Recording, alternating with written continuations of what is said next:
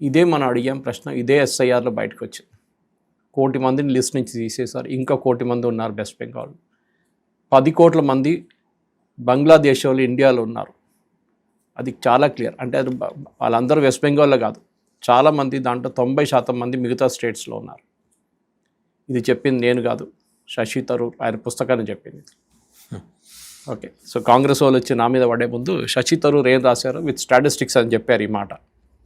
తో ముస్లిం పాపులేషన్ 50 లక్షల నుంచి 2,40,00,000కి వెళ్ళిపోయింది ఈ 60 సంవత్సరాలు. ఆలోచించండి, 50 లక్షల నుంచి 2,40,00,000కి. ఓకే, 2 కోట్లు పెరిగారు.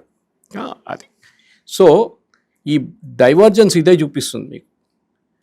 అండ్ మోర్ ఇంపార్టెంట్లీ కొన్ని గ్రీన్ జోన్స్, ఓకే, ముస్లిం పాపులేషన్ మెజారిటీ ఉన్నది. ముర్షిదాబాద్ 1951లో 55% పాపులేషన్ ఉంది, 55%, అంటే మోర్ దెన్ హాఫ్ మెజారిటీ.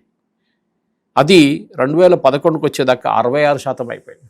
మీకు ఎప్పుడు ఒక డెకెడల్ గ్రోత్ అని ఉంటుంది వాసుదేవన్ గారు, అంటే ఒక సంవత్సరం నుంచి నెక్స్ట్ సంవత్సరానికి వెళ్ళేటప్పుడు ఒక 3-4% పాపులేషన్ పెరుగుతుంది. కానీ మనం చూస్తున్న ఏంటంటే హిందూ పాపులేషన్ మెజారిటీ ఉన్నప్పుడు కూడా హిందూ పాపులేషన్ పర్సంటేజ్ తగ్గుతుంది. దానికి చాలా కారణాలు ఉన్నాయి. ఒకటి, మన ఫ్యామిలీ ప్లానింగ్ ప్రోగ్రామ్ బాగా అడాప్ట్ చేస్తాం,